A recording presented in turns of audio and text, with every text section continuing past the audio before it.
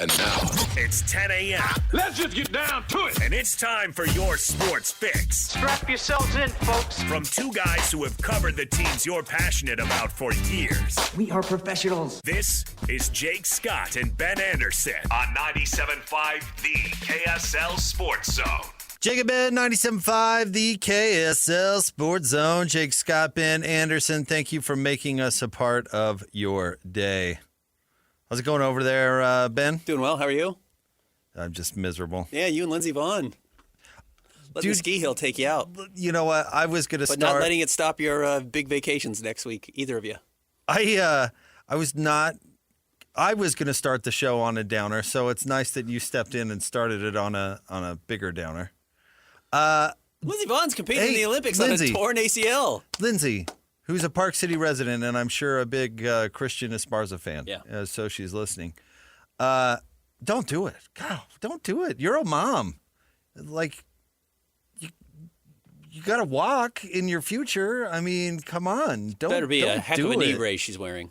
I mean, a downhill in the Olympics with a torn ACL. Don't do it. Not worth it. As a competitor, I'm sure I'm not saying me, I'm saying her. I understand the drive, and I'm honestly curious, is she going to go for it, or is this going to be just a ceremonial, I'm not going to let an injury dictate my Olympic future, and if this is my last Olympics, at least I'm going to get one more ride down the hill, even if I'm not trying to win. I don't know. I don't know how replacements work either. I don't know if she pulled out before the Olympics, if she would be replaced, or if she's just automatically, since they qualified, it's set in stone. I don't know how that works, but don't risk further injury, life-altering injury for one last bite at the apple. Like, you're good. We got it. We watched. And not just this knee, but now you're skiing on a very unstable base because one of your knees is ruptured. The ACL is. What's going to happen to the rest of your body if you crash?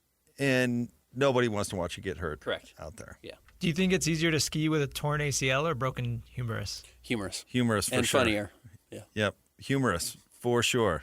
Skiing mostly a lower body sport. Yeah.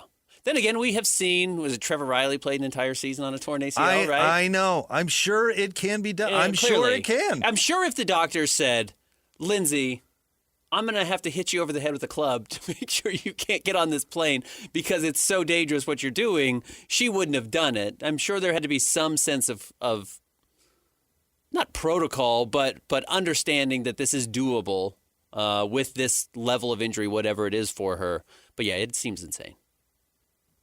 I don't. The medical industry, and maybe I am at a particularly low opinion of it at the moment.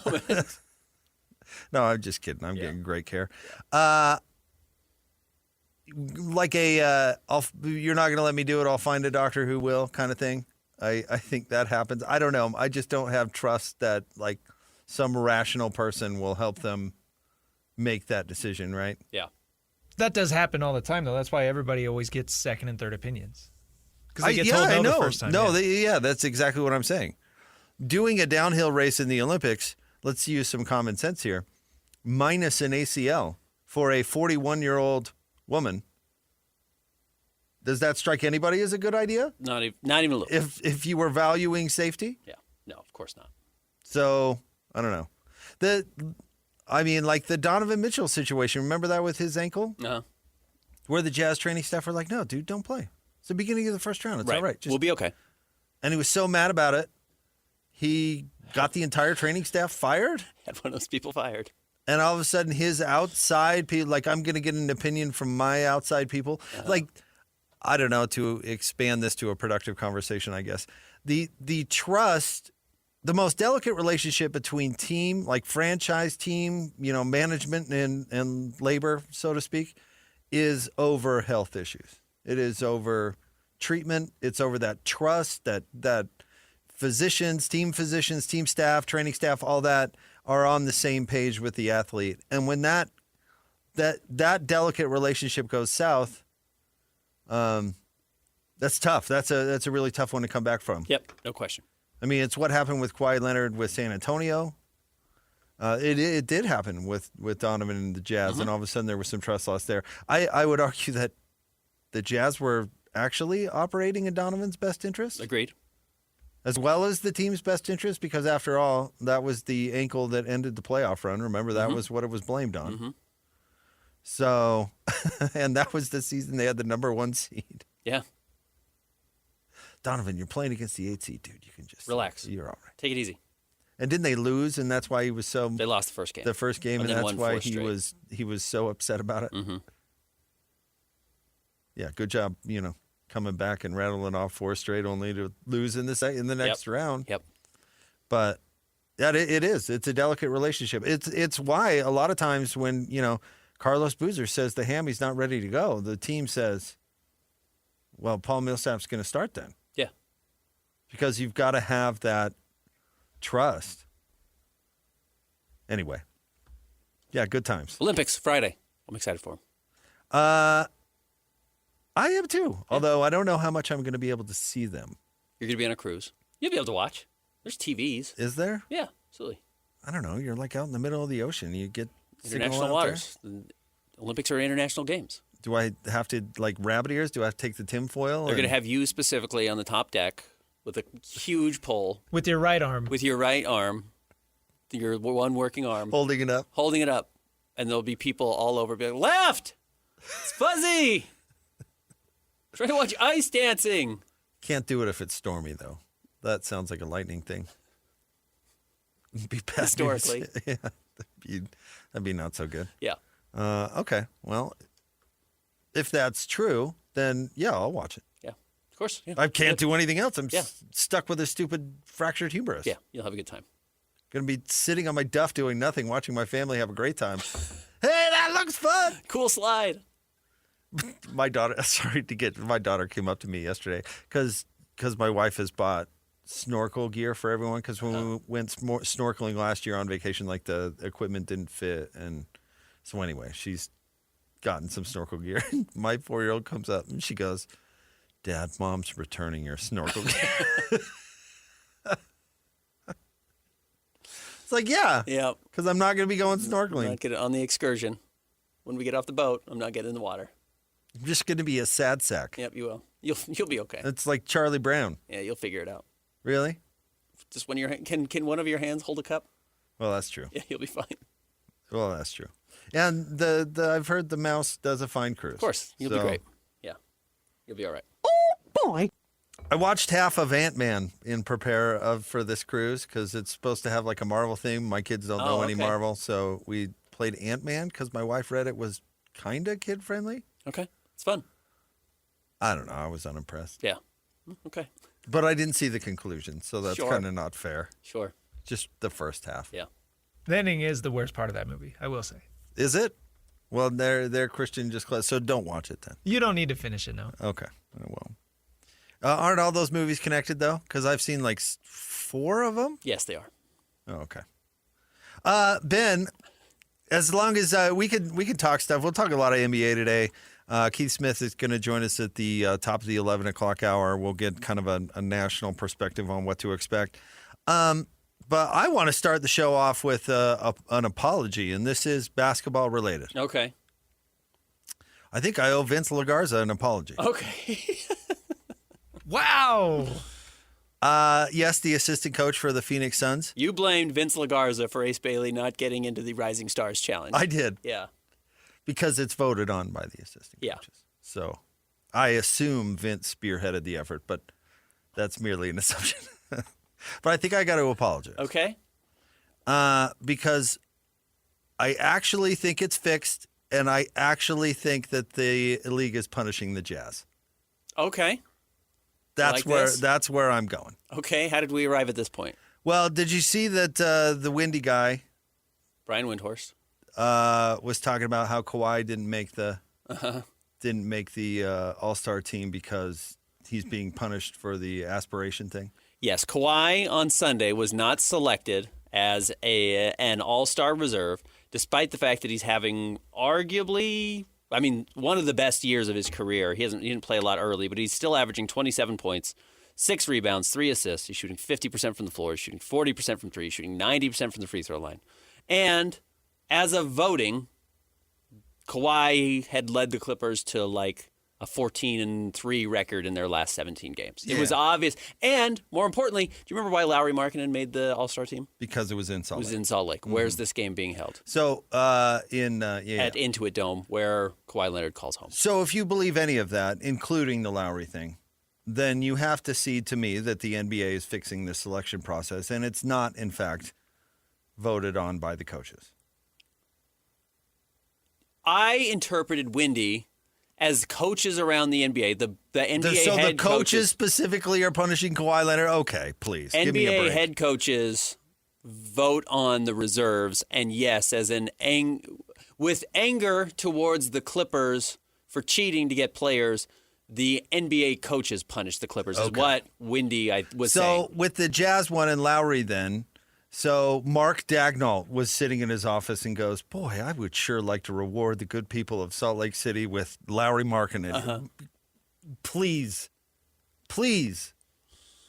So it led me to be thinking, well, why would the NBA be punishing the Jazz? Tanking, perhaps? Yeah. Because they're apparently the only franchise in the NBA not allowed to tank. Yeah. Their name has come up at meetings. So, hey, if you're going to tank it, we're going to punish you by not putting – and by the way, you could apply this to Lauri and Keyonte, but I think their claim to an all-star berth was Thin. Yeah. Whereas there's no way Ace Bailey should not be playing in that game. As much as I think he should be thankful he's not. Agreed. Like, there's no way. That is ludicrous that he's not in that game. Number 5 overall pick, who has been – as good as advertised and better in some areas, yes, should be in the Rising Stars. The Jazz have had rookies that don't even play make that team. Didn't Dante Exum was hurt and he made that team, I think. Yeah. Yeah. So it is ludicrous that he's not been included. It's not like he's averaging 2 points per game. No, he's shooting well. He's efficient. It's not like there's no ugly like stigma around his performance. I think everyone who watches him recognizes how good he's been this year. Yeah. So I don't think Vince actually voted. Okay. Maybe he voted, but I don't think it actually mattered. You think the NBA just flushed him? And I think the NBA said, "Hey, take that. This is what you're getting. You want to tank? Well, your guy's not getting into the Rising Stars Challenge." You would certainly, and you believe that the NBA lottery's fixed, right? Or at least influenced. I don't know if you want to use the word fixed here, but I think there are way too many coincidences out there for advantageous things happening.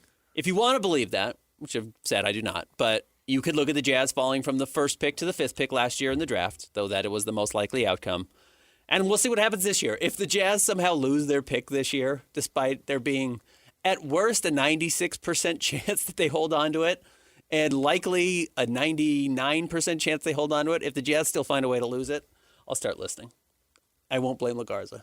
I'll start blaming the NBA that they are mad at the Jazz for punishing. I'm curious about the league's frustration and the Jazz coming up in meetings, why the Jazz would suddenly end up at the target on their back for doing something that so many teams have done. I agree. And my curiosity stems from the fact that, are we just hearing it for the first time because this is the first time the Jazz have really tanked? They tanked for Dante Exum as well, but this is the first extended rebuilding tanking process for the Jazz, and we're just paying attention to that type of narrative now? Or is the league actually like what the Jazz are doing is a step further than everybody else, which I also do not believe in the slightest. I remember watching the Oklahoma City Thunder a few years ago, people saying they didn't tank. Of course they tanked. I watched the rosters they were playing late in the season. Did those teams also face the same criticism that they noticed when they were boots on the ground in those cities? The same way that I think Jazz fans and the Jazz are feeling that pressure now. Yeah, I don't know why they. I mean, this is kind of funny, I guess, or a funny comparison. But do you think that SMU, when they got the death penalty for cheating, looked around and was like, "Well, yeah. Bear Bryant's been cheating down there in Tuscaloosa forever." Right. We give Craig James $10, and now all of a sudden we're we can't play football anymore, basically, or we can't compete anymore. You got to be looking around like, hey, what? Wait, what? The process was a thing. It had a label. Philly did it egregiously. like 15 years ago or 10 years ago or whatever it was. I mean, I don't know why the Jazz are coming up. I guess I know why, because the problem has never been more at the forefront. The problem has always existed, but it has never been more at the forefront. Even when Philly was doing it, the rest of the league kind of looked at him and was like, okay, well, we're still trying to make the 8th spot. Uh-huh. And maybe it was the wrong move, but teams hadn't really figured it out. It wasn't, and what did DJ say the percentage was? Because, of course, David James, being David James, has like counted out the teams that are tanking and whatever. But it's like 30% of the league that are trying to lose games. That number has never been so high. And the Jazz just happen to be at the forefront while the light is shining the brightest on the problem. By the way, I don't think any of the solutions that are being thrown out there that I've heard are realistic. I think most of the stuff is just cats in the wall. Agreed. Like, let's adjust the protections on the picks. Can no longer trade protections on picks. Yeah, it's one of the suggestions. Wouldn't that? Well, I get why they would do it, but honestly, it would just make it. Would it change it for the positive? I guess it would. It would affect the Jazz situation, kinda, except for it's still in the Jazz' best interest to lose games. Right. Maybe the Jazz wouldn't feel like they have to lose so many games. As long as they finish in the top 10, they would feel comfortable with their odds of moving up into the top 3. But as a result, the Jazz feel like they have to finish with one of the 5 worst records, because if they do slip, they won't fall past 8. And they you can still just hold on to split their that hair so thin that right. like No, I'm that telling did. you. Yeah. That doesn't solve anything. I'm not disagreeing with you in the slightest. No, I think the biggest issue, honestly, is that they've leveled out the odds of winning the lottery too much, with the idea that, if it's easier for every team to win, fewer teams will try to tank because you won't be incentivized to tank. If you're not getting good odds to win the lottery, you won't see a reason to tank. If you're the Jazz, you won't only win 17 games because you only have a 49% chance of staying in the top 4. And likely you're going to fall to 5, and that's going to discourage you from tanking. And the Jazz say, oh, really? Yeah. Watch this. Right. We'll slip to 5, and then we'll tank again the next year. Right. So clearly that didn't work at all. No, at all. Leveling out the odds of the lottery was a failed process. My fix would be to do the opposite. Only the top 3 teams can win the lottery. Fine. And if you can't get to one of the top 3, worst 3 records in the NBA, you don't have a chance to win the lotto. Sorry. And then the player you're getting 4, 5, 6, 7, 8, probably all identical, so it doesn't really matter. That would be my opinion. I think you're still splitting hairs. I don't know. We could debate on whether that's better than the current system, but you're still. Now you really have to do it to get to the bottom 3. Now you really have to commit to the tank. Yeah. And then would teams say we're going to race so hard to get to the bottom that we're going to be shameless and win 9 games? Yeah. As opposed to the teams that win 17 games currently. It's possible. I mean, I don't know, hearing you describe the odds flattening, all I heard was, hey, what's that cat food commercial? The meow, meow, meow, meow. It's just like, you have to twist yourself into pretzels to even describe the effect. And I don't know that the problem really is in the basic nature of the game of basketball. That is the problem. The basic nature of the game of basketball is that one player can make all the difference on your team for years. Yeah, for 7 years. One guy. A Wemby, a LeBron, a Cooper Flag, a Luka, whatever. You get the right player, your franchise is in pretty good shape. The Jazz made the playoffs with John and Carl for 20 years in a row. Wasn't it something like that? I think as long as John was here, it was 20 straight. They discovered 2 guys and set the franchise up forever. Yeah. The reason that the Miller family was able to sell the Jazz for $2 billion? Because they found 2 guys in the mid-'80s. Yeah. Yeah, no Think question. about that. You're exactly right. Think about that's the stakes. That's the stakes. And what are you willing to do?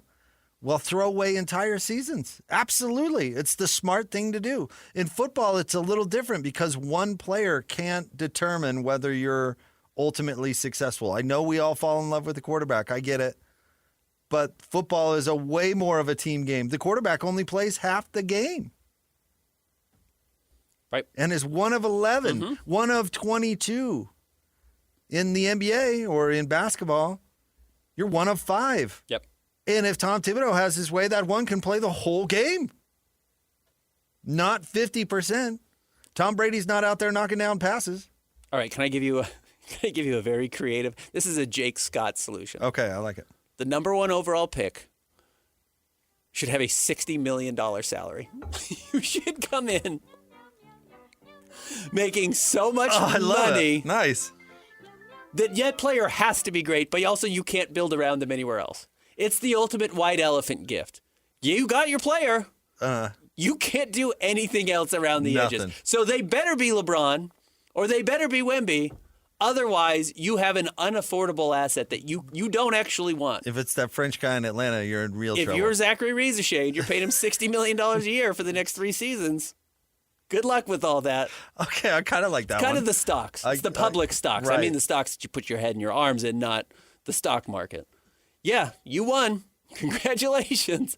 Let's hope it's worth it for you. I do kind of like the idea of bidding on the spot. Yeah.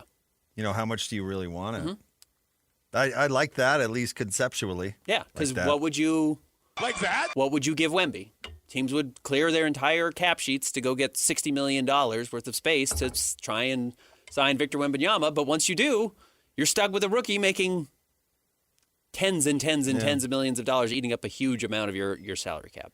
I still like the idea of getting rid of the draft, but I don't think they'll ever do it because, honestly, and this is talking to some people in the high school world, we're headed to the academy model. We just are in probably all sports. Yeah. Speaking Speaking of Lindsey Vonn, I don't know if you ever grew up with somebody that went to the Olympic Development High School. You know what I'm talking about? It's like a charter school before charter schools were really a thing, and it was for possible Olympic downhillers. I can't remember. Locke's son might have gone to it. But I had a couple of friends that did that. I think that's the model we're headed to. What the Wasatch Academy? I mean, I think we're going to head to these developmental academies that are going to feed. It's going to be a more European kind of thing. We're almost there anyway. Yeah, right. But like, just develop your own play, you know, and if you really want to sign the next phenom, then like you're saying, pony up the dough and be able to pay them whatever they want. Yeah. And the Lakers can't pay everybody. Right. You got to keep the hard salary cap or a relatively hard salary cap. Right. And if you want Cooper Flagg, well, yeah, you're going to have to pay him $50 million a year. Yeah. But you're going to get the guy. Yep. And you didn't have to boot a bunch of games to get there. I don't know. I think that would solve it, but I don't think they're ever going to do it. So what's the point? Yeah. I don't know if you're going to solve it. To your point, it's the nature of the game. One player changes a lot. Yeah, Ace Bailey turns out to be a star. And nothing else matters. And in fact, everybody else, you forget about every other draft pick, honestly. Like Joel Embiid was by far the best player that came out of the process. They booted like every other pick. They lost for the better part of a decade and came out with Joel Embiid. And most people will tell you that the process was more or less a success because they got one guy. Yeah, right. Nerlens Noel, remember that guy? Yeah, right. Ben Simmons? Yeah, disaster. Yep. Man, who else? Oh, Markelle Fultz? Okafor? Yeah, no. Elijah. No, what was his name? No, not Emeka. He's the old one. Jalil. Jalil. Yeah, Jalil. I knew there was an H in there. Not Elijah. Just the worst picks in history. Yeah. But you got Joel. Nerlens Noel sued Clutch. Do you remember that? I do. Because they gave him bad advice like he was a star. They're like, no, I'll pass on that contract. Pass dude. on You're this gonna $50 million. And then nobody paid him anything, and then he was out of the league. Pretty tough. What was that, Christian? You want to do that now or tease it? Okay. We'll do it live. It is Tuesday. That means Jazz Ticket Tuesday. Caller number 12 right now, 801-575-ZONE. You're going to win a pair of tickets to see the Jazz and the Kings on Wednesday at Delta Center starting at 7 o'clock. Caller 12 right now, 801-575-ZONE. Top 3 stories of the day. KSLSports.com is coming up next. Jake and Ben, 97.5, the KSL Sports Zone. It's time to break down the biggest stories of the day. This is the top 3 stories of the day on KSLSports.com. 97.5 The KSL Sports Zone. Jake and Ben, 97.5 The KSL Sports Zone. God, typing sucks. It's just the worst. Stupid arm. I can't even put my headset on. And you have the worst letters. The worst letters of the keyboard are on the right side with your right hand. I hate this. H's and L's, I'm so P's, miserable. Y's. I really am struggling having a good attitude about it. Yeah. I know You know how there. you struggle to have a good attitude when it's sunny and 75 degrees That's out. a absolutely terrific Yeah. point. Time for the top 3 stories of the day. KSLSports.com, brought to you by J. Brooks Jewelers. Cherish your love with J. Brooks Jewelers. Explore their expertly crafted engagement rings made from the finest materials. J. Brooks Jewelers. All right, Christian, where do you want to start today? Number 1, Jake, this might lift your spirits. You're getting quite the game tonight. Jazz at the Pacers. Looks like the Jazz are going to try really, really hard to lose this one. Jazz are shorthanded. Keyonte George not going to play with the ankle injury. Updated injury report this morning. Yusuf Nurkic is out. Looks like Kevin Love is doubtful. And I think, Larry, I'll go official. Kyle Anderson questionable with an illness. Kevin Love doubtful with an illness. Keyonte George out. Yusuf Nurkic out. So it's going to be Lauri, Markkanen, Isaiah Collier, And the kids. Cody Williams, and the kids. Yeah.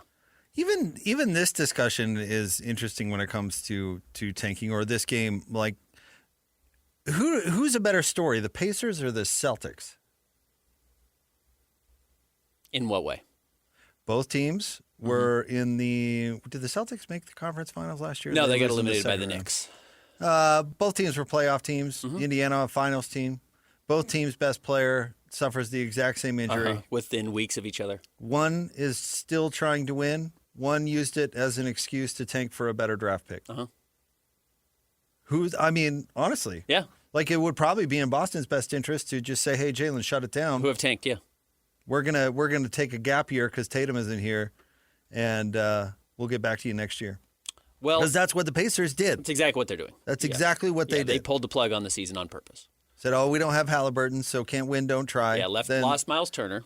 But also, so did the Celtics. Celtics lost Kristaps Porzingis. They lost a bunch of good players as well. Celtics are the best story in the league, honestly. Yeah, probably are. That nobody's talking about. Jaylen Brown should be cemented in everybody's mind as a star player in the NBA. Derek White's A+ winner. Yeah, they're good. Now they have the Caitlin Clark of the Peyton NBA Pritchard, yeah. Yeah. coming off the bench. Tell you what. Yeah. It's a recipe for some winning. But they could have pulled the plug. If you could make the argument that it would have been in their best interest absolutely. to not try and win and to just shut it down. If the Pacers are rewarded for tanking this year by moving up in the lottery and getting Cam Boozer or A.J. DiBonsa or Darren Peterson, and it gets them back to the finals or allows them to keep this window with Pascal Siakam and Tyrese Halliburton open for longer, it's the right move. What the Pacers are doing is way more gaming the system than what the Jazz are doing. They should be drawing the heat. It should be their young players that don't get invited to the Rising Stars Challenge. Pascal did get picked up for the All-Star game. You know, he's going to go in and be playing. So, Don't you think that's way more egregious? yeah, this is the Spurs tank. This is the 1997 Spurs tank when they got Tim Duncan or whatever year it was. That's what the Pacers are doing right now. The Jazz are doing a more truly, we stripped it down to the studs. We got rid of all of our players. You know, one of the things that I do think the Jazz get blamed for, which was more methodical and might have been a mistake, but it was on purpose, was the Jazz wanted to maximize the value of their players, so they didn't just drop everybody when they could. They did get a first-round pick for Royce O'Neal. They waited to trade Bojan Bogdanovic, so it was that still same summer. They only got Kelly Olynyk for him. But they could have just ditched Mike Conley if they wanted to and traded Lauri as soon as he was having an all-star season and said, we're really going to hit rock bottom. They wanted to get value, so the sink to the bottom was slower. And I do think that's why the rebuild has taken so long. And it's also why I think teams are why it's drawn attention that it's been a 4-year window. Oklahoma City's sink to the bottom was slower too, by the way. It was, People yeah. forget about that. They made the playoffs the next year. Didn't scrappy Chris Paul get him into the 8th spot or something Yeah. like that the year after Or the they play-in tournament or whatever it was. But yes. after they blew it up? I don't think the play-in tournament existed. May not have. at that point. Right. But anywho, the Pacers have only won 13 games. Shout Worse out than the to them. Jazz. So we'll see tonight what this looks like. But yeah, the Jazz are only 2 wins ahead of the next 4 teams below them in the standings. Now, that doesn't mean that's how many games they are, but the Jazz are 15-35. The next 4 teams are the Brooklyn Nets, the Washington Wizards, the Indiana Pacers, and the New Orleans Pelicans. They are all sitting on 13 wins. So the Jazz have 2 more victories. Some of those teams have the same number of losses. Brooklyn and Washington both sitting at 35, just like the Jazz. And then the Pacers have 37 losses. You know what? It pains me to say this as a once proud Charlotte Hornets fan, but the Pelicans should just close. They should just they should give up. They should just close the doors. No offense to the good folks of New Orleans who the basketball fans down there, but I mean, if you're this bad and have every reason to compete, then you don't know what you're and have a history of number 1 overall picks and et cetera, et cetera. All the things, and you just are awful. Hey, look, a lot of people close have been it up. Talking about NBA expansion, and it seems like there's actually kind of a secret swell within the league to say, don't carve up the pie anymore. Just move 2 teams. If you want to get a team in Vegas and you want to get a team in Seattle, New Orleans can't function properly. But they need new ownership. It's not. Yeah, I don't so think sell New them. Orleans. New Orleans' problem isn't the venue. It's the Bensons. Yes, it's definitely the Bensons who are bad owners in football and basketball. And prioritize football. So And then- that means it rolls down to basketball. I mean, it's just a joke. And then the Memphis Grizzlies owner is hawking arms to the... He's selling arms to the Russians. Apparently. Allegedly. Drone guidance systems that they left a sticker on. Allegedly. So move those 2 teams to Vegas and Seattle with new ownership and see if they can get back. I think the Adelsons should move the Mavs. Okay. They'd probably love to move them to Vegas. I'm sure they would. Yep. That's what I'm saying. Yep. Stick it to the good people of Dallas. All right, what's next? Number 2, big news last night. Sounds like the Clippers and James Harden are working on a way to get him out of town. Here's what Kawhi Leonard had to say about it. Kawhi, while you guys were playing, there were some reports that came out about the possibility of James potentially being traded before the deadline. Is that something that comes as a surprise to you, or had you heard that could be a possibility? Yeah, of course. That's a surprise. I was playing. What are your thoughts hearing that? I have no comment on it. I respect his decision or whoever decision it is, and that's it. I mean, he's still going to be my boy and trust the front office. So, where is this coming from? This is bizarre, and there are a lot of theory. I have a real Jake Scott conspiracy theory about it. I want to hear it because I'm Okay, so do you know where he's going to get? He's going to get traded today, and they know To where he's going to go. Cleveland? To Cleveland for Darius Garland. Who else is eyeing a potential return to Cleveland in the next 12 months? LeBron. Is there a chance this is a LeBron? This is an Adele call to get this thing done? That LeBron's going to go back to Cleveland this summer to play with James Harden, who they're going to give a big extension to, which is the single worst idea you could have if you're the Cleveland Cavaliers. But doesn't this reek of LeBron building a team before he gets there, which is what he has done historically? I know that sounds crazy, but that's what this starts to feel like to me. LeBron wants to play with another dinosaur in Cleveland, a guy who he trusts, who he's never played with, but has always kind of been friends with, been around the league for a long time. It's exactly where my brain-cooked brain went when I saw this. They're both clutch guys. Yeah. Jimmy Harden. They're both in Los Angeles right now. Well, and Darius Garland is a clutch guy too. So maybe it was easy to talk Cleveland into it. I could probably come along with it. I think Cleveland feels a desperation to win now. And James Harden is a better player today than Darius Garland is. He is. So who gets to stand there and watch the other one play basketball? Donovan or Jimmy? Who do you think? I don't Jimmy know. is going to have the ball in his hands for 40 minutes, and Donovan's going to say, oh, man. It's Donovan Mitchell's city now, though. No, it is not. It's going to be LeBron City coming up in 8 months. I'm not. When that happened last week, who was it? Jalen Tyson. So this is Donovan's city. This isn't LeBron's city. He put a target on everybody's back, and within a week, they're trading for James Harden. They're going to trade James Harden either as bait to lure LeBron back, or LeBron has organized this in the first place. And Donovan is going to be shopped to move out of the way because you don't need Donovan. You've already got James Harden. LeBron's coming back to get the right player to play next to LeBron in hopes of winning a title. Whether that's Giannis, whether that's whatever you have to do this summer, you're going to trade Giannis or you're going to trade Donovan and Jared Allen or whatever to Milwaukee to try and get Giannis. And you're going to have a big three in Cleveland, as silly as that sounds, with James Harden, Giannis Antetokounmpo, and LeBron James next year. And maybe it's not Giannis, but that is what they're going to look for. They are going to float Donovan out there. And by the way, did you see the other report this morning about Donovan? From Bontemps. From Tim Bontemps, does the Brian Windhorst podcast, said if they don't win this year in Cleveland, meaning get out of the first or second round, which, by the way, they're not going to, Donovan's a free agent in 2027 and probably won't sign an extension this summer. So if he's not going to sign an extension next summer, they're going to trade him this summer. Bring LeBron back, have James Harden, shop Donovan for whatever great piece you can get, because Donovan has a ton of value on the trade market, and you've got your one final chance to win a championship in Cleveland with LeBron. It's harebrained.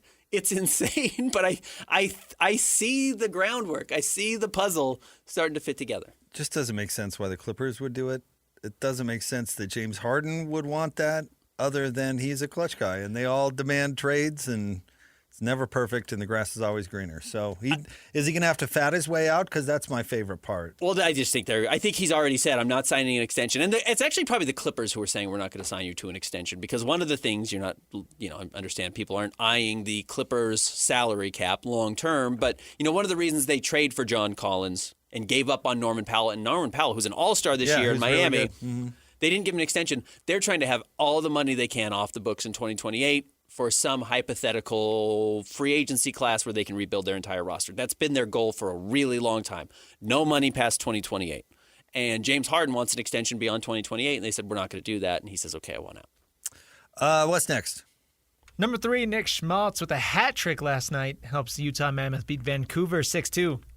I have not gotten a hold of the quality of opposing teams that we've seen for the most part, because we've seen San Jose come in and beat the Utah Mammoth. We've seen the Mammoth go and beat Florida on the road. Like, there is way more parity in the NHL than there is the NBA and some other leagues. See, I'm trying to figure this out because, getting to know hockey a little bit better. Is that truly parity, or is that just the flukish nature of the sport? I think the puck luck aspect of the sport creates parity. That's what I'm saying. Is that just one night some wacky stuff happened, and all of a sudden this team who's really good lost to this team? I think that's it. No question. I think we need to get used to the fact that the bottom of the league accidentally wins a game once in a while. Yes, I think you're totally right. That's the nature of the sport. With that said, the Canucks are the worst team I've seen the Mammoth play since moving to Utah. They were on defense the entire first period, and the Mammoth were able to just generate great look after great look after great look. And yes, they ended up pulling it back to 4-2, I think, at one point, and it felt like this could get dicey, but they put it away. And Schmaltz had the hat trick and 2 goals really quick in that game.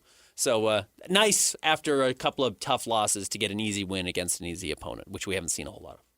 All right, stay tuned. We'll have more coming up next. If you want more Mammoth coverage, we've got Cole Bagley at 11:30, Keith Smith at 11. Stay tuned. Jake and Ben, 97.5, the KSL Sports Zone.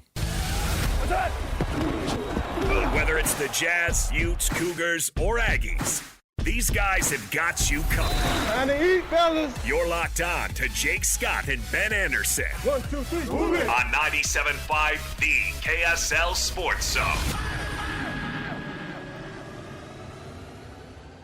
Jake and Ben, 97.5, the KSL Sports Zone. Hey, Ben, it's a big week in sports, Olympics, big game coming up.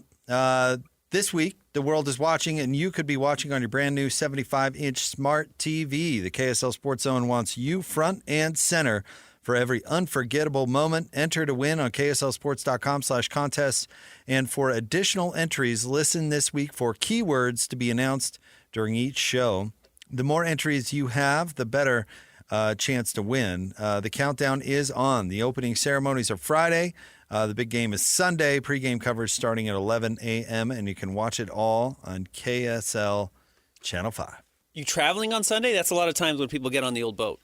No, we're traveling on Saturday. Okay, so you'll be on the boat by Sunday. I think we get on Monday. Oh, so you'll be able to watch the game, though, somewhere? Yeah. What's the plan?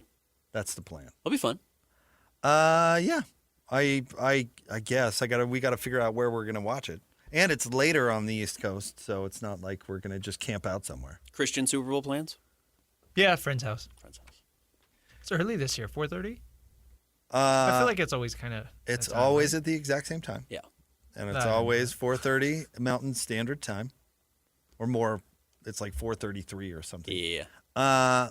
Yeah, so it'll be 6:30 on the East. So I don't know. We'll probably watch in the hotel, as lame as that sounds, but I'd kind of like a chill Super Bowl. Last year I was just at home and it was great. my favorite Super Bowl watching experience, we did it at a restaurant on Kauai. I get why that would be enjoyable. And it was like one of those outdoor, half outdoor restaurants. Pretty Probably beautiful. warm. Usually it's cold outside during the Super Bowl. Oh, it was amazing. But it was cool that the Super Bowl started at like noon. Uh-huh. You know what I mean? Yeah, I actually sure. really liked it that it started so early and you could still do something after the Super Bowl. Yeah, that makes sense. Yeah. I suppose. By the way, the band has been working. We may have to.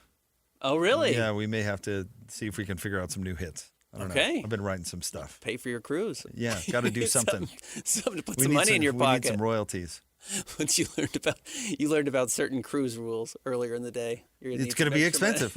Well, anything the mouse is attached to is going to be Correct. expensive. So, yeah, generating some extra revenue, that's probably a good idea. A problem? No, Mr. Mouse. No, sir. No, Mr. Mouse. Not even at a all. little. But I've seen, as somebody who works in a building that hosts Disney on Ice, it seems like 18 shows a year or whatever. Uh-huh. I see the stuff that they wheel in, and then I see them put up the price tag. And I think to myself, I don't think that costs $70 to make. Yeah. It's even more expensive on international waters. Correct. Excited to see how it goes for you. You're going to have fun. I'm not. Call me every night. Let me know how it's going. I'm not. And I've got a really bad attitude about it, and that doesn't help. Yeah. And I should have a really good attitude about it, but I don't. Broken arm doesn't help right No. before you go on a cruise. Not at all. No. Who's going to carry your luggage for you? You going to make your wife do that? Me. I've got one hand. It's my not dominant hand, but I can still wheel a suitcase. You're walking on the boat. You need your passport and Yeah, your suitcase. ID. How's that going to work? Yeah, right. You guys know I have an 8-year-old, right?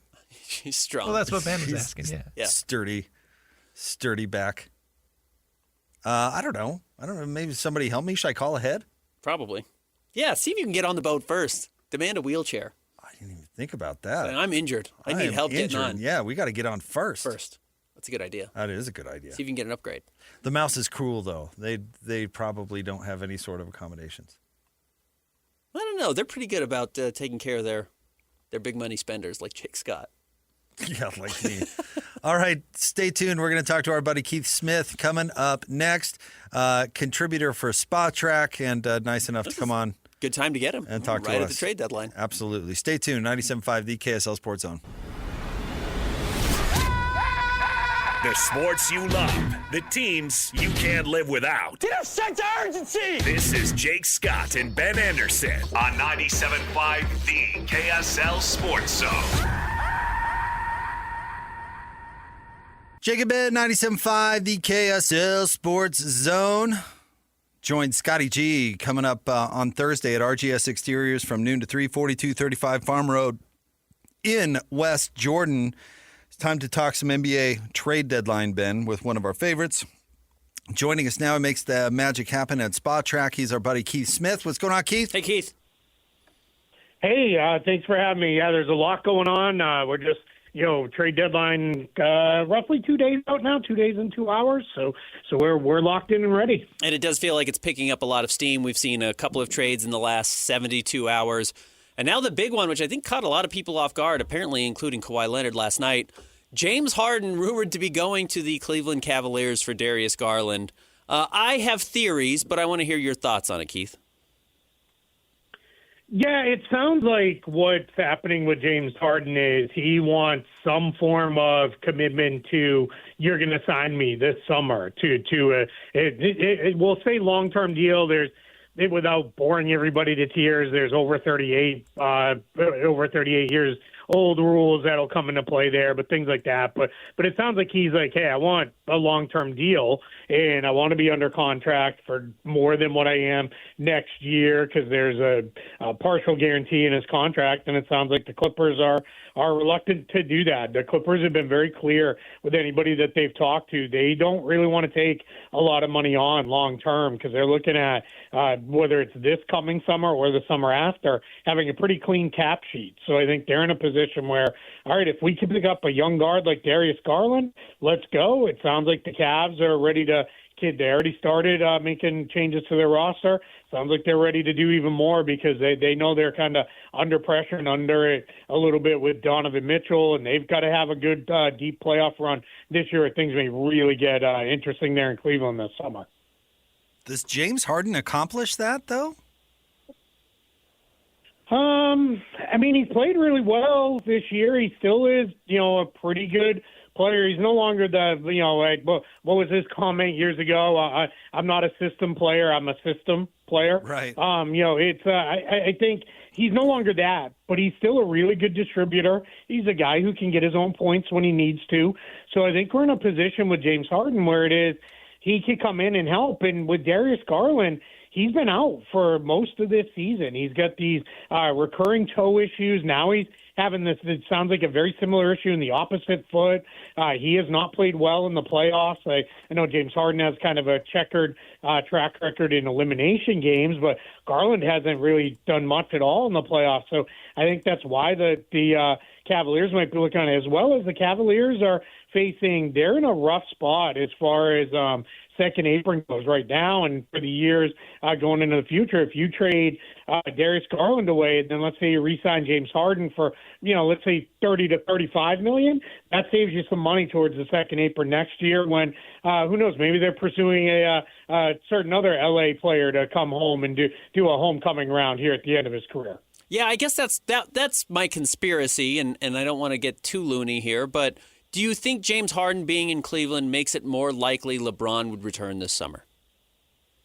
I don't think James Harden, the player, makes it more likely or not that LeBron goes to Cleveland. I think the Cavs having the ability to get LeBron and not have to just say, hey, you want to take the veteran minimum and offer him some form of real money, because not that LeBron needs it, but LeBron has always been clear, like, he doesn't want to do that. He doesn't want to go down the road of playing for just the minimum, because in his mind, if he does it, then everybody, they're going to ask every veteran player, hey, LeBron did it. If he's good enough to do it, why are you too good to do it? So he's kind of always had that in mind for his fellow players. So I think this is more about the Cavs positioning themselves, whether it's for LeBron or just better, period, on the accounting side as far as the aprons go and the tax penalties and all that. I think that's what this is about. What are the odds Giannis moves, do you think? Yeah, it's interesting. It kind of depends on who you talk to, and it depends on when you talk to them, even including in the same day. I've had people say, I think this is probably going to be a summertime thing. What the Bucks are doing is they're getting everybody's kind of, hey, here's what we'll offer, but we can offer you this other thing when it comes July, because maybe it's draft picks or some salary, frees up that they can move in a different way and those kind of things. So there's some that think that, and then there's others who said he's going to be gone by Thursday. And I've had a couple of people say it might even be today or tomorrow to give the Bucks then a whole other day or two to kind of, all right, where are we at now? All right, what are we going to do with player X, Y, and Z, who we don't really maybe need now after trading Giannis? So that's been floated out there as well, because there are some who say there's a lot of awkwardness around this situation, and everybody's just like, hey, if we're going to do this, why are we delaying the inevitable? But what the Bucks are really going to do, they're going to make sure, as I put it, whenever a superstar is traded, you get one chance at trading that superstar, and you better get it right. Otherwise, you're not going to be the one making those draft picks or dealing with the young talent you get, because if you don't get it right, somebody else is going to be the one coming in to clean up the mess you made of a star trade. A couple of contenders in the West, or at least perceived contenders, need point guards. That's the Minnesota Timberwolves and the Houston Rockets. The best guard out there right now seems to be Ja Morant, and he's just a clunky fit with a lot of teams. What do you think of the approach those two teams could take, and what are names out there that might interest them? Yeah, I think to some extent you've seen those teams. They probably checked in on Harden. There's probably some conversation if the Clippers are really adamant, if we don't want the money coming back, I imagine those teams might be, hey, can we route Darius Garland to us maybe? But Ja Morant doesn't seem like there's really much of a market. We heard it now, we're going on 3 weeks now, when it was, hey, the Grizzlies are open to this, and listening, and it doesn't sound like the offers they got were very good. Everything I was told they were less than what Trae Young went for, which was an expiring veteran salary in C.J. McCollum and a nice role player in Corey Kispert. So the Grizzlies, I think, are looking at it and saying, hey, we're better off to keep Ja Morant, get him healthy. He's hurt again now with an elbow injury, but get him on the floor, rehab his value, and then either that helps us be a better team again, or we look to trade him down the line. I don't think we're in a position where we're going to see Ja Morant move because there's too many questions with his health and the size of the contract for teams, especially teams like Minnesota and Houston who are dealing with apron issues and don't have a lot of salary they want to throw back in a trade and those kind of things. What impact has the second apron had on the market? It's funny. You're going to hear a lot of people say, it's wrecked everything. We've had no trades, as if Luka Doncic didn't get traded last year and Jimmy Butler in extremely complicated situations. But what it has done is, in both of those trades are good examples, it now multi-team trades are more likely to see. So for y'all there in Utah, they're sitting miles and miles under the luxury tax with a pretty big trade exception and some expiring salary. So the Jazz are in a position where, hey, we can, jump in and help facilitate, and we can take on some money in a trade if that's what need be. We've seen them do that in the past in trades. The Nets are still sitting on $15 million in cap space, so they're in a position where, hey, it's I like to say Sean Marks is standing in front of Barclays Center with a sign that says, "Send me you're tired, you're hungry, you're poor. Just send them with a draft pick, and I'm happy to have them on my team, and let's go." So I think we're in a position where these multi-team trades is going to be what's more likely. It's one of my favorite movies, Jurassic Park. One of the enduring quotes from that is "Life finds a way," and that's what happens in the NBA. These general managers find a way to make these deals happen. Keith, are there teams you're kind of keeping an eye on that maybe haven't had their names mentioned a whole lot in trade talks, but you think could be buyers or sellers at the trade deadline that might surprise people? Yeah, I think on the buyer side, I would look at Boston. They work in relative silence. You hear rumors related to the Celtics, but none of that ever gets done outside of the Drew Holiday trade, which was a completely different kind of thing with the timing and the specific fit and the way that could get done. But every other move that the Celtics have made with Brad Stevens there has been kind of a out-of-nowhere trade where it's like, whoa, wait a minute, what is happening here? So they're a team I would look at. I would look at Toronto. They've been prominently mentioned, but they are trying to add talent to that team, especially at the center position. Their challenge is finding someone who's willing to take on Jakob Poeltl's contract because it's not looking so good further out. And then as far as sellers go, that's the kind of interesting thing is some of these teams that are sellers, like the Indiana Pacers, for example. In a regular situation, it would be like, oh, they scream seller. But they don't want to trade off guys like Pascal Siakam and Aaron Nesmith and Andrew Nembhard because they intend when Tyrese Halliburton is back to be pretty good. I wouldn't be surprised if here in the next couple of days if it's like, why are the Pacers adding this really good player when they're, in contention for the first pick? It's because they're doing a little bit of pre-agency work and trying to jump in and get something done early. So I think those are the kind of teams we're looking at. And then everybody's got Chicago circled because they're sitting on a ton of expiring veteran contracts. And a lot of these guys are guys that they are not expected to re-sign. So it would be almost malpractice if they, kept these guys through the deadline and then just watched them all walk away. And I get overwhelming returns for guys like Nikola Vucevic or Kobe White or Kevin Huerter or Ayo Dosunmu, but you can get nice returns for all those veteran players. And I think that's what they're kind of looking at right now in Chicago. You think the fact that the Eastern Conference is wide open and doesn't seem to be really anybody's, I mean, no offense to Detroit, who's having a fine season, but do you think that will maybe encourage some Eastern Conference teams to make bigger moves? Yeah, I think that's why you're seeing Cleveland kind of position themselves to add talent to their roster. They got DeAndre Hunter, who's been a nice player but has really struggled this year, has been surpassed by Jalen Tyson, who's on a rookie deal, and then Naquan Tomlin, who's a two-way player, has really passed him in the rotation as well. And they needed backcourt help. Whether or not they do trade for James Harden But Darius Garland, again, has missed a lot of time. So getting in Dennis Schroeder, getting in Keon Ellis, who gives them a little bit of a 3-and-D component, I think that is where you're seeing the Cavs. And that's why they're mentioned with Harden. We've heard them linked to, all right, if they can really pull off some stuff to get off a bunch of money, maybe they could throw their hat in the Giannis trade mix as well. I think that's why they're going for it. The Knicks are known to be looking for help to add to their team. Philadelphia, another team. Now they're kind of, I think, resetting a little bit of expectations in light of the Paul George suspension.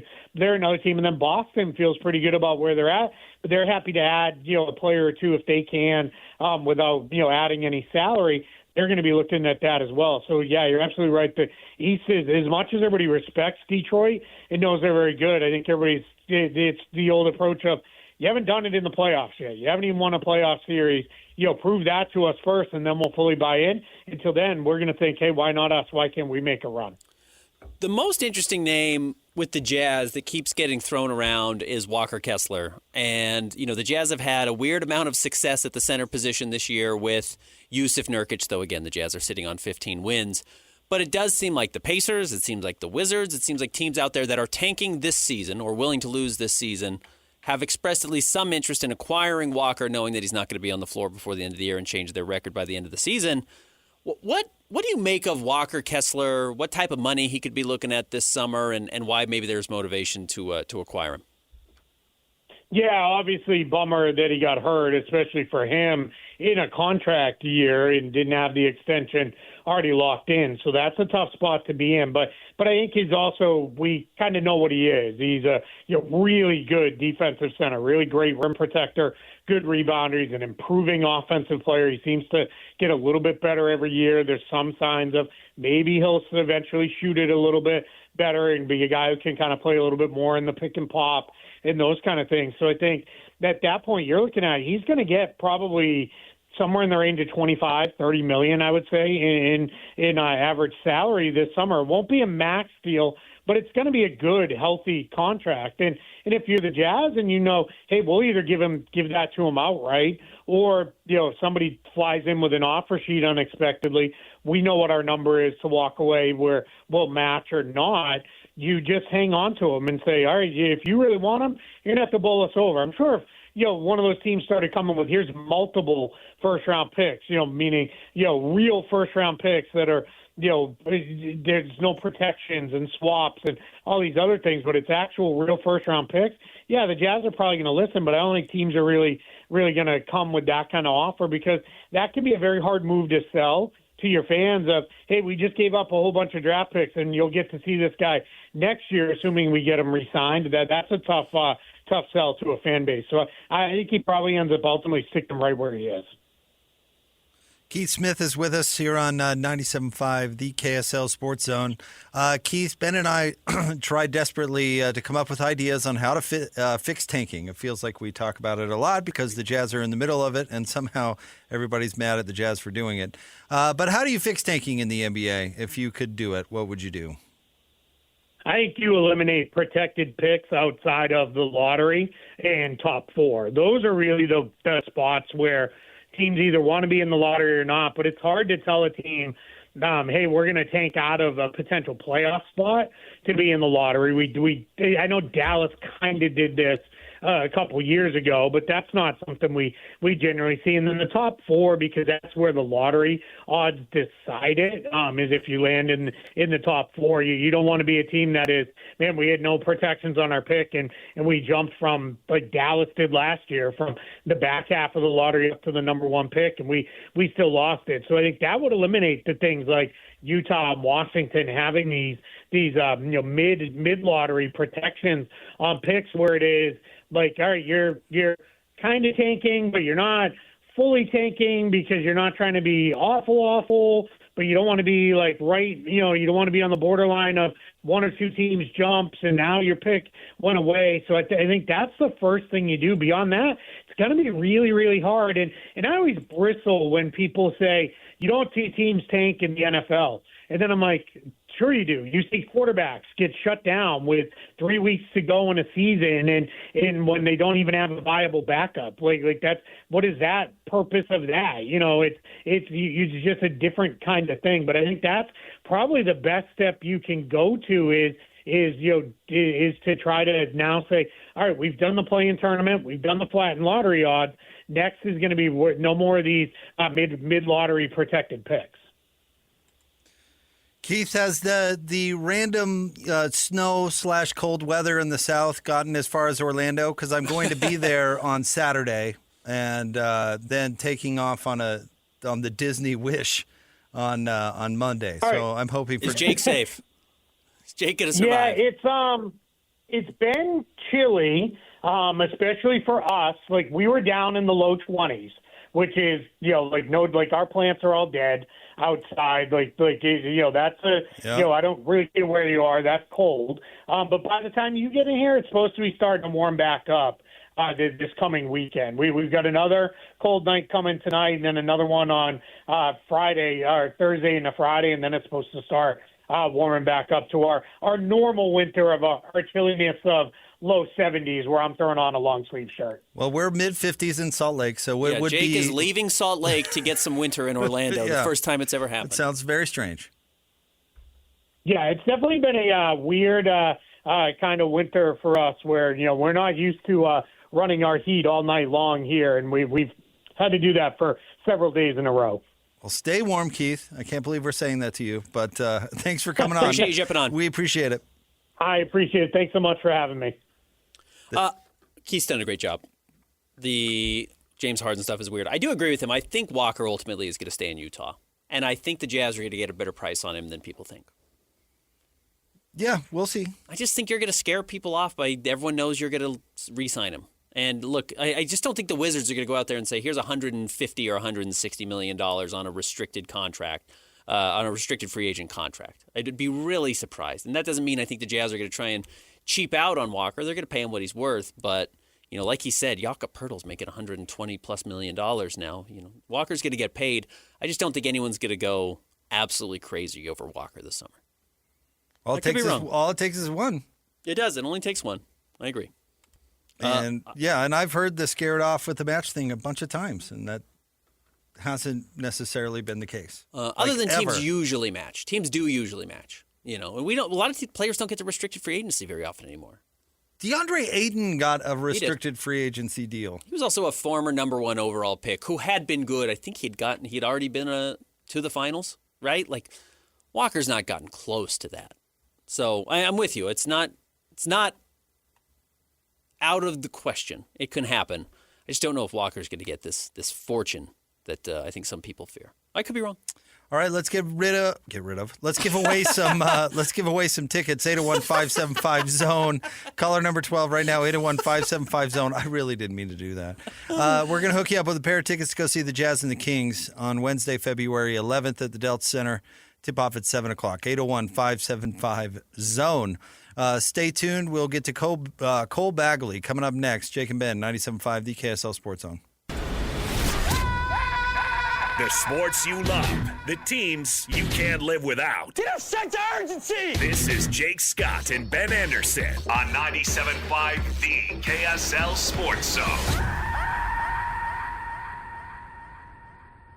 Jake and Ben, 97.5, the KSL Sports Zone. Hey, we're teaming up with Beehive Meals, honoring people that impact youth sports in our communities. Nominate the youth sports volunteer for the Beehive Meals Hero of the Week at kslsports.com/contests, and listen every Thursday to JJ and Alex for the winner. It's the Beehive Meals Hero of the Week. So the interesting aspect of the James Harden for Darius Garland trade is that you're trading a young player for an older player, which is generally a no-no, especially an older player. James Harden is clearly in the twilight of his career. He's still very good during the regular season. He's never been a great postseason player. This is, though, why the Jazz bet on Donovan Mitchell not sticking around in Cleveland for the long term and wanted assets through the end of this decade, hoping that this team would make enough mistakes or not win enough that they had to make radical changes and enter a rebuild, and the Jazz would own their picks. And now you look at the Jazz still having a Cleveland Cavaliers pick in 2027 and a Cleveland Cavaliers pick in 2029 and a swap for their pick in 2028. And you recognize, as you like to say, the Jazz have them by the short hairs a little bit. This is a Cleveland team that can't truly sink to the bottom because they don't own their own picks, but don't really have a great pathway to improve long term. So they could trade Donovan Mitchell this summer. They could bring in James Harden, and they could have LeBron next year. LeBron is showing some levels of futility with the Lakers this season. They're just a mediocre team. And I don't know how long James Harden's going to be able to stay healthy or LeBron's going to stay healthy. And if you lose players like Donovan or Darius Garland or Jared Allen, or you have to include an Evan Mobley in a trade this summer, you could really, truly be a bad basketball team by 2028 and 2029, and the Jazz are entering their run of making the playoffs for several years in a row, and then have the same advantage that we've seen the Oklahoma City Thunder have, which is continue to have lottery picks coming to your roster while you're in the playoffs yourself. This is the design. Will it come true? I don't know, but that was the hope when the Jazz made those trades in 2022. When was the last time that trading for a star, I'm not just talking about all-star, although we could split hairs there if you want to, actually resulted in success? We can define success however we want, but give me an example. Like Tyrese Halliburton, that was a successful trade, obviously, but he was not a star at the time. So I'm talking like... Okay, I'll say Anthony Davis. Okay. That's the one that jumps out to me. The Lakers have a title, which you discard, but they won a title because they traded for Anthony Davis. Kind of. Yeah. And it wasn't immediately per se, but okay, that could be an example. It's within 18 months, I think. That would be the big one for me. Let's see. Miami signed Chris Bosh and LeBron James, so that was not a trade. Trading for Melo didn't work out for the Knicks. Kevin Garnett did work. Trade for the Celtics. For the Celtics. They won the championship. Okay. I just don't know how often this stuff really works. I mean, those are examples. Yeah. You know, the Jazz traded Darren Williams to the Nets. It didn't work. The Oklahoma City Thunder, or I guess the Clippers, traded for Paul George. Didn't work. I mean, I guess what I'm getting at is, you know, there might be more examples of trading for the star player not working than actually working. Let's just go back. Let's run back to this. Is that all right? Yeah. The Oklahoma City Thunder won a title last year. Was a trade, but as you mentioned, Shea was not a star when they traded for him, and then they drafted extraordinarily well with Chet. It's actually an example to the contrary. Right. Boston Celtics the year before that, same thing. Right, they drafted extremely well with Jason Tatum and Jaylen Brown. Yeah. Credit Danny. In fact, the big swing trade that they've made was the Kyrie Irving trade, and that did not work. Denver Nuggets before that drafted Nikola Jokic. Drafted Jamal Murray. They traded for Aaron Gordon, but not a star. Not a star. Before that, Golden State Warriors 2022. That was post Kevin Durant, and they also didn't trade for Kevin Durant. They did not. They used a loophole in the spiking salary cap to sign him. Milwaukee Bucks did acquire Drew Holiday. Not a star. I think he'd made an all-star game, but certainly not the caliber. Not what we're talking about. No, that's like acquiring Mike Conley. No, we're talking like top 10 player. Well, we're talking about Anthony Davis or Carmelo Anthony, holding their team ransom for a trade, basically, or a star that everybody's bidding for. Okay, and then there are the two back-to-back that I do think fit the criteria if we traded for a star. Lakers get Anthony Davis, Toronto Raptors get Kawhi Leonard. Those are very legitimate. We traded for a star and we won. Yep, that might have been the height of it. Warriors, Cavs. But did Toronto really win? They did. Let me swap out win for did that work? It did, but what did they really get? They got 1 year of relevance and then... Nothing since. Nothing but purgatory. But you do have your forever ring, and that's up to the teams to decide if they would want it. I would say that worked kind of, though. I mean, the Lakers didn't want to trade for Luka to win just last year. They want Luka to be there for a decade or whatever. So, but anyway, you can throw that into the work category. That's fine. Cavaliers in 2016, no, that was LeBron returning. Warriors with Durant, no. San Antonio in 2014, no. Miami, no, with LeBron. Mavericks before that was Dirk. Lakers before that, 2010, was Kobe. They made the trade for Pau Gasol? They didn't make the trade for Pau. So that was probably a star. That probably qualifies. So you're going back to 2009. They win back-to-back titles. And actually, let's go to 2008 because that's Boston's title where they traded for KG. So since 2008, which is 17 years ago, 18 years ago now, 1, 2, 3, 4, 5 titles have been the result of trading for a star. And there are a couple in there that are arguable. James Harden himself has been traded more than 5 times now. Yeah, I mean, it's less than a third. You know what I mean? Less than a third of the titles are a result of trading for a star. And I would say only maybe 2 of them are a result of trading for a number 1 player on your team. You know, bringing Kawhi is the best player on the Raptors. They win that way. Mm-hmm. KG was probably the best player on that Celtics team. That's why they win. Well, Paul Pierce would disagree. Paul Pierce would, yeah. But he doesn't have rational opinions about anything. Correct. Otherwise, he was not the leading scorer. He was not. He was like the 3rd leading scorer. I don't even know if I would. Yeah, I don't know if I would say KG was the best player on those teams. He did the stuff nobody else wanted to do, and he was really good at it. But Kawhi obviously was the best player on that team. Anthony Davis was not the best player on the Lakers team. That was still LeBron. So you're probably and Pau Gasol was the 2nd best player on the team behind Kobe. So you're probably needing to have a legit top 5 or 6 guy on your roster, which Kobe was at the time. They didn't have a top 5 player in Boston before they got KG. They didn't have a top 5 player in in Toronto. But they did have one with the Lakers both times, bringing in Anthony Davis and bringing in Pau Gasol. Siakam was arguably an all-star at that point. Uh-huh. And they still also didn't win a title. Yeah, right. I mean, I'm just unless saying. you're talking about Toronto. But it's kind of funny, you know. Team building is really fascinating, and we get all caught up in. Well, if Giannis is available, you've got to do everything you possibly can to get that guy. And I just don't know if that's true. Again, James Harden has been the star that's moved from Houston to. Where was he first? Brooklyn and then Philly? Or was it Philly and then Brooklyn? OKC, Houston, Brooklyn, Philly, and then Brooklyn? Yeah, I think you're right. And then the Clippers. I mean, he's been the star that's been... Brooklyn, was Brooklyn and Philly, because he got traded for Ben Simmons. Yeah, he did. Yeah. That's right. That was a bad trade. For who? Everybody.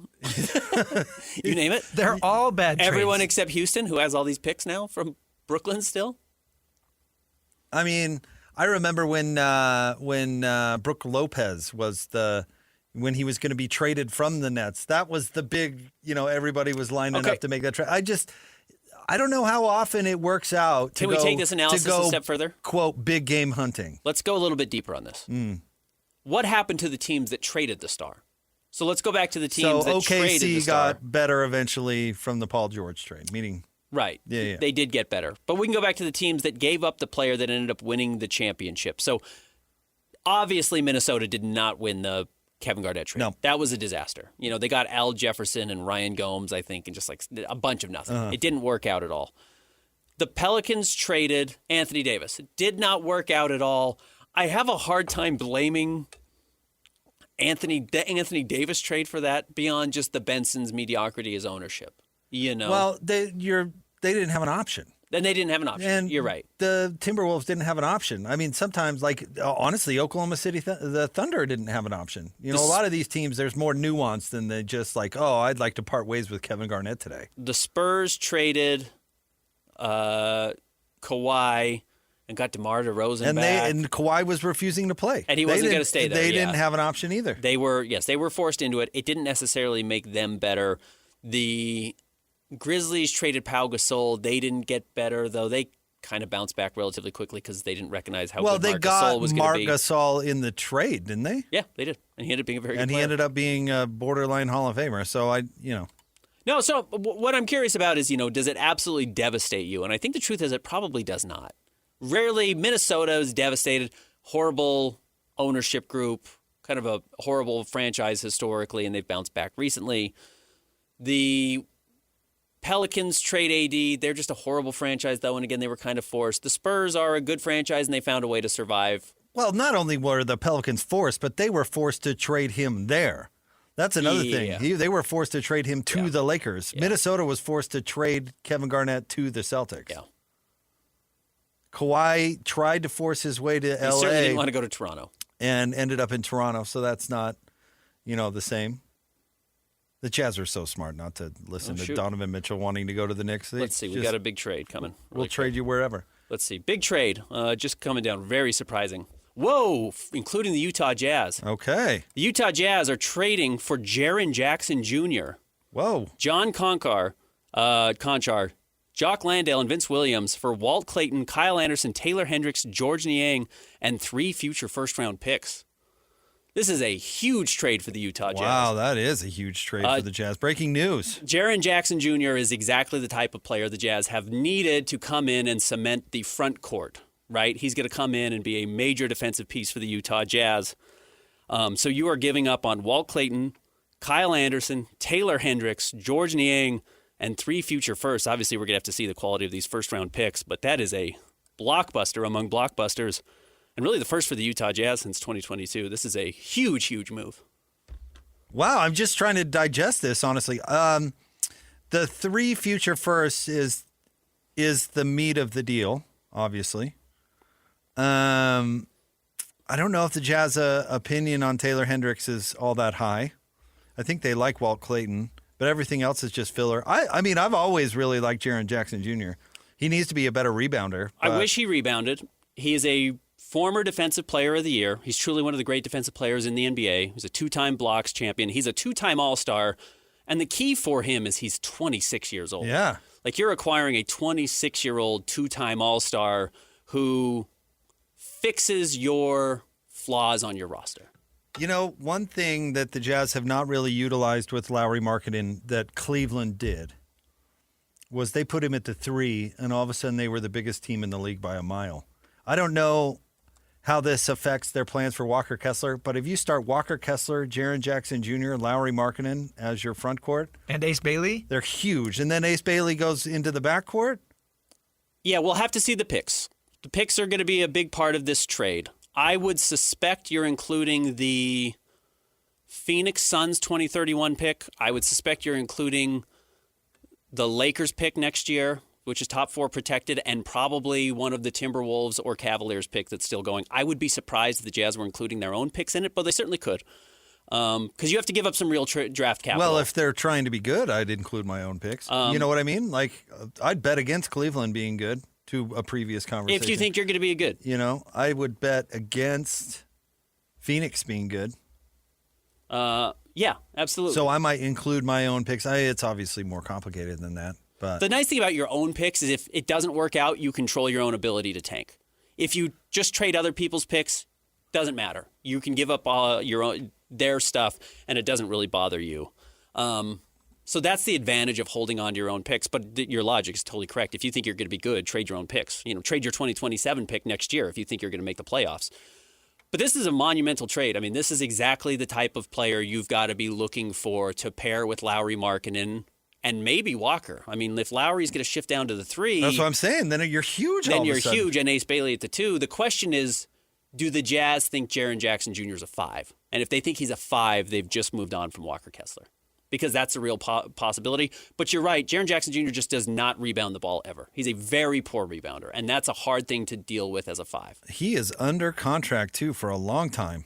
He's making 35 this year. Then this must be where the extension kicks in. 49 next year, 50 the year after that, 52, and then a player option for 53.5. So he's under contract until at earliest 2029. Yeah, no, this is a major investment in the playoffs beginning next year in Utah. Obviously, it's too late to do that now. The Jazz are going to tank the rest of this season. I'll be curious how much we see Jaren Jackson Jr. this year. But this is a sign that this is over, that this will be done. And again, maybe this year's draft pick is included. I would be absolutely shocked if that was the case. I don't think the Jazz are going to be willing to give up this year's pick. But this is the sign that, Memphis Grizzlies are pulling the plug. He is their best player. He's better than John Morant at this point in his career. Sure is. So they are starting over. They also traded Desmond Bane in the offseason. So the Jazz get a major, major piece, a high-level player in Jaren Jackson. You know, Jr. he shoots 36% from 3. He's I don't know if they make him the big. I don't know if that's the right spot for him. Yeah, he's probably got to play the 4. In all honesty, I think he's probably got to play the 4. But I love that concept. I guess that's what I'm saying. I love that idea of having him at the 4. That doesn't work if he can't shoot a lick, but I mean, that's more than serviceable. 36, he shoots 5 a game. Yeah, no, he is a modern big. He's exactly what you're looking for. Like the stretch 4-5 big man that defends the rim and shoots the 3 and opens up your offense. Clearly, the Jazz loved what Jusuf Nurkic brought to the team. Clearly, right? They were very excited about the ability to have 5 out. And look, maybe you still have Walker on this roster, but you can play legitimately 20 minutes with Jaren Jackson Jr. as your starting center and have the ability to space the floor significantly. How about that for breaking news during the show, Ben? True at the end of the show, but at the show, breaking news during the show. The Jazz are making a deal. The Memphis Grizzlies are trading forward Jaren Jackson Jr., John Conchar, Jock Landale, and Vince Williams Jr. to the Jazz in exchange for Walt Clayton, Kyle Anderson, Taylor Hendricks, George Niang, and 3 future first-round picks. Huge trade. Man, everything's always the same until it isn't, right? Yeah. It's amazing how that stuff just flips in an instant. It's part of what I love about this job. We bumped Cole Bagley. Sorry, Cole. Big news coming out. But Cole's appearance on the show is usually brought to you by our friends at Hercules First Federal Credit Union, growing stronger together. And for the Mammoth fans out there, make sure you follow all of Cole's great work at KSLSports.com. More next, 97.5, the KSL Sports Zone. The sports you love, the teams you can't live without. Get a sense of urgency! This is Jake Scott and Ben Anderson on 97.5, the KSL Sports Zone. Two amigos on the airwaves, talking sports. They got it made, Jake's and also loves his tie-dye. Ben's got style with his scarves. Oh my.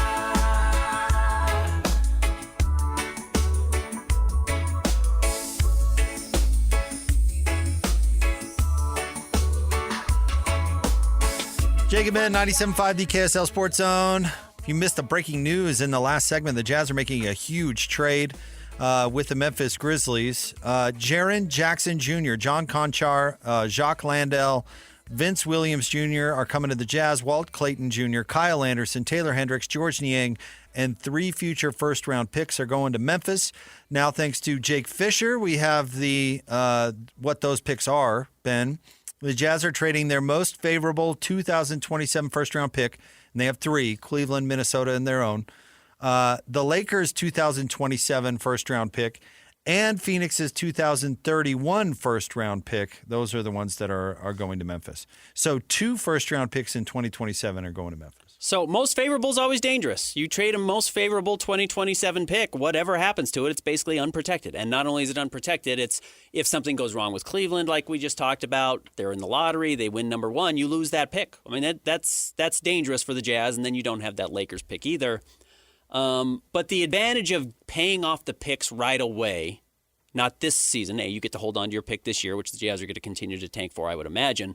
But what you do have the ability to do is if it goes wrong and you have to abandon this style of immediate rebuild, which you've accelerated very quickly, you control your own picks. Teams get in trouble, the Milwaukee Bucks, the list goes on, who give up on all their own picks and then don't have the ability to recoup them. Phoenix Suns are in this issue right now. If you make a big trade for Kevin Durant or for Damian Lillard and it fails, and now you don't own any of your future picks, you're left having to trade your best players just to try and get other people's picks back so you can control your rebuild. The Jazz don't have to worry about that now. So that's one part of the trade that I would give the Jazz an A+ on. What I like about Jaren Jackson Jr. is he's 26 years old and he's a 2-time All-Star, and he immediately comes in and sets a defensive identity, a former Defensive Player of the Year, where the Jazz have been the worst defensive team for a long time. And it's actually not that hard to get better defensively. Go get good defensive players. And Jaren Jackson Jr. is one of the premier defenders in the league. But there are huge questions now from here. What happens with Walker Kessler? I don't know what you do with him, because you have $50 million going to Jaren Jackson Jr. You have $45 million going to Lauri Markkanen. You're going to be giving Keyonte George probably 35 plus in the next few years. Like, you probably can't pay Walker 25 or 30 this year. So you've got 48 hours to figure out what you're going to do with Walker Kessler. And if other teams are going to come in and try and give him a huge contract this summer, even if that's $30 million, you're probably better off trading Walker in the next 24 hours, 48 hours, and trying to get some of these picks back. Yeah, we'll see.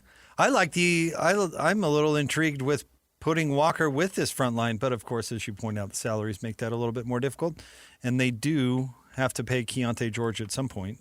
In fact, when is Keyonte due for his extension? They could extend him this summer, but they don't have to until a summer from now, until 2027. He'll be restricted. So he's technically got one more year after this one. Yes. But Jazz fans, this is a sign that the tank is almost over. Not over. Jazz are going to get their pick this year. I mean, that's going to be the plan. I don't think you're going to see a lot of Jaren Jackson Jr. down the stretch, probably here and there in pieces just to see how it works.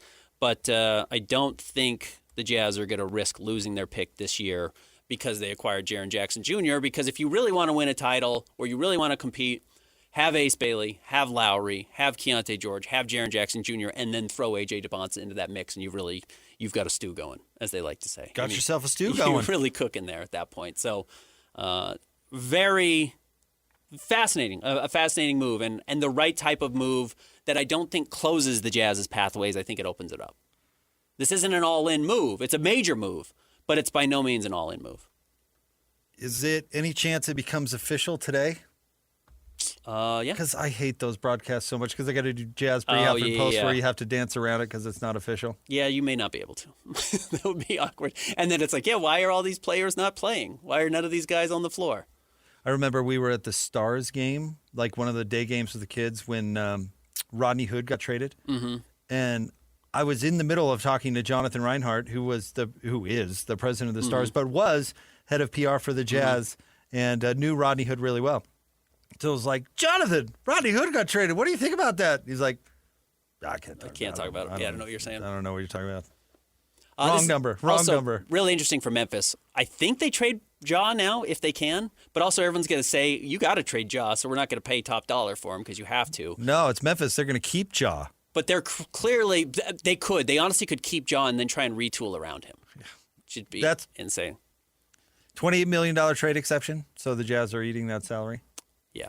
Yeah, because Jazz aren't sending okay, and we need to also pay attention to this. I'm sorry. I'm trying to digest a lot of this. Who the Jazz have going out is also a big deal here. These are players the Jazz have invested a lot in.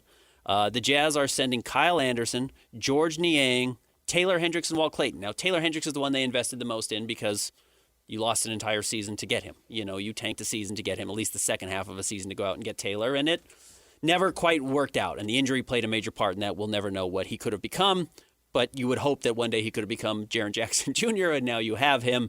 Kyle Anderson was never going to be a part of the future. George Niang was never going to be a part of the future. Walt Clayton really could have been, but I think the Jazz have also liked what they've gotten from Isaiah Collier in recent weeks. Wow. And he's playing well. Huge news. That's crazy. That's one of the 5 biggest trades in Utah Jazz history, no question about it.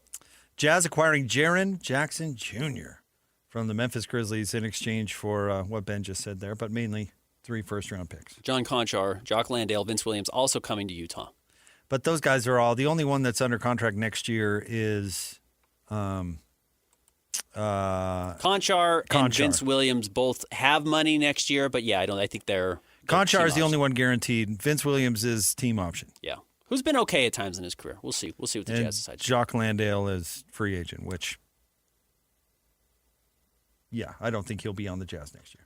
Agreed. Jaren Jackson Jr. Also, we should note, of my knowledge of him, I don't think I've talked to him since he was here for the Salt Lake City Summer League a long time ago, is like exceptional culturally. He's one of these guys who is a high level person. In addition to being a great basketball player, I don't think he comes in and causes trouble. He doesn't have the jaw bug. He doesn't have the jaw bug. No, by all accounts, he's a good teammate and very well liked around the NBA and very well respected, as is the case generally, not always, but generally with Michigan State kids. He's a Michigan State guy. If he does, and I'm not saying he does, but if he does choose to attend a gentleman's club, he goes in unarmed. You hope so. All right, stay tuned. Don't give me that weird look, Lloyd. Scotty G's coming up next. 97.5, the KSL Sports Zone.